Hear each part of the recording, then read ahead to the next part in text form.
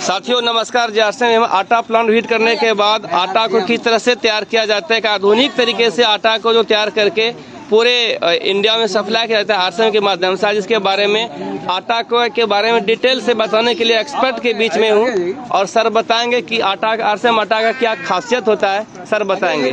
तो सर क्या बताना चाहेंगे आप आरसीएम आटे के बारे में? गेहूं से आटे का मतलब क्या है? गेहूं को पिसो और आटा, यही तो होता है ना, यानी फर्स्ट और सेकंड, फर्स्ट एंड लास्ट, ये हमारा शॉर्टकट है। आरसीएम शॉर्टकट नहीं होती, आरसीएम इस प्रोसेस से आटा बनाते हैं। अब इस प्रोसेस में क्या होता बताऊँ मैं आपको।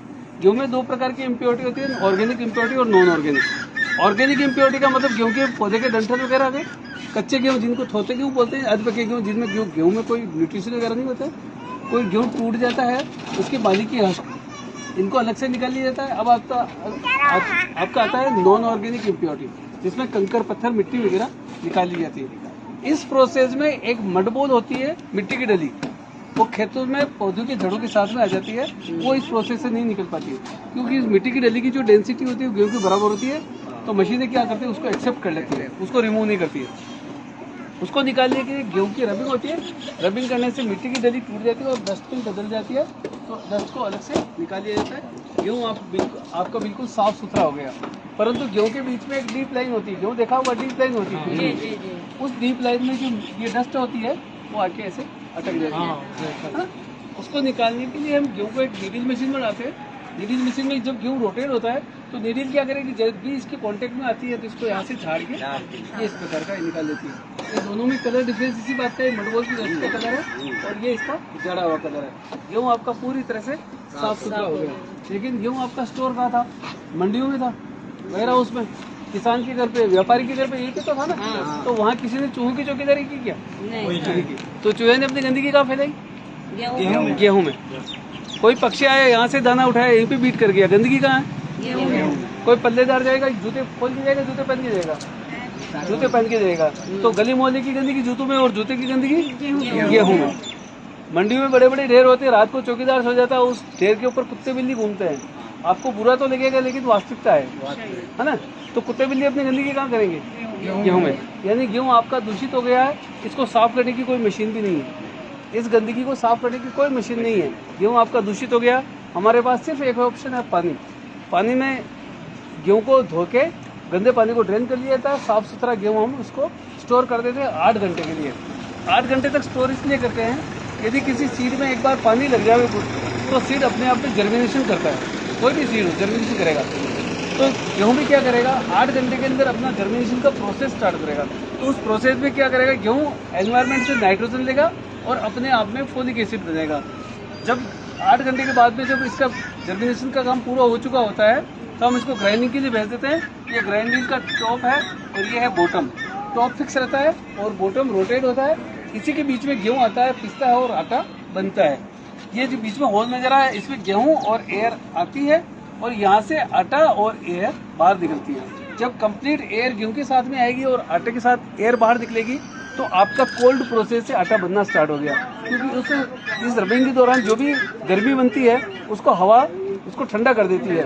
तो यानी कोल्ड प्रोसेस से यानी आपको रूम टेम्परेचर पे आटा मिल गया। इससे आटे का कोई भी न्यूट्रिशन लॉस भी नहीं हो रहा है, आपका आटा पूरी तरह से साफ सुथरा होकर बन गया।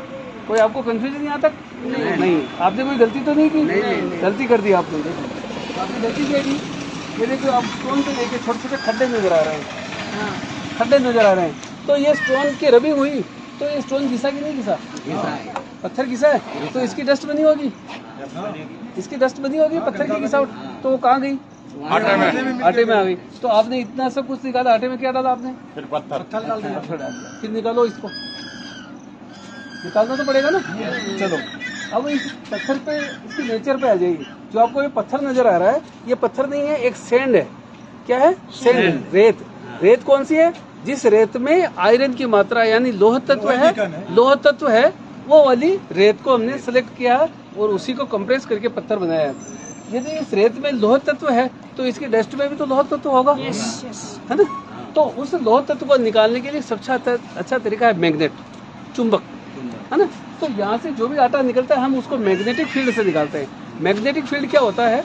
एक बड़ा सा पाइप होता है उसमें हवा के प्रेशर से आटा जाता है, हवा के प्रेशर से जब आटा जाएगा घूमता हुआ तो एक एक आटे का एक एक पार्टिकल फ्री हो जाएगा और वो मैग्नेट के पास से होकर निकलेगा। तो कैसा बनता है, ये मेरे पास छोटा सा मैग्नेट बता रहा हूँ मैं आपको।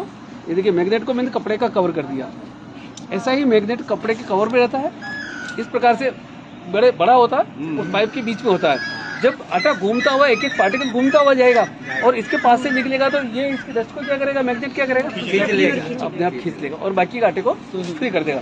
तो ये प्रोडक्शन हुआ था, दोनों साथ में थे, यहाँ से जब पिसाई हुई थी दोनों साथ में थे, लेकिन मैग्नेट ने इसको तो छोड़ दिया और इसको मैग्नेट ने पकड़ लिया। अब देखो मैं मैग्नेट को इसमें घुमा रहा हूँ,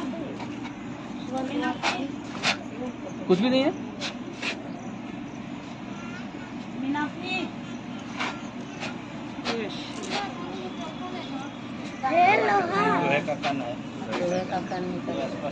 ये लोहे के नहीं, इसके पत्थर के, पत्थर का लोहा का टुकड़ा है छोटा छोटा, क्योंकि पत्थर में लोहा तत्व है इसलिए इसको इसने पकड़ लिया। ठीक है सर, और कोई कंफ्यूजन पूछ सकते हैं आप।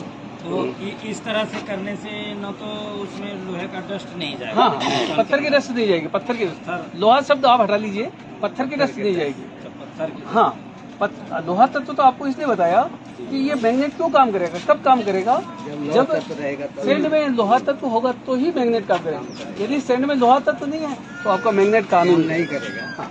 मतलब वो वाला जो आटा आप देख रहे हैं वो बिना प्रेशर वाला आटा जो है ना, वो थोड़ा सा रखा है दिखाने के लिए, उसमें आपको ये दिखा था कि उसमें चुंबक मतलब लोहा है, इसलिए वो आटा को, हाँ इसमें वो क्लियर है, साफ सुथरा, बिना अति वाला। ठीक है, बिना लोग समझ में आ गई बातें। अब आरसीएम का आटा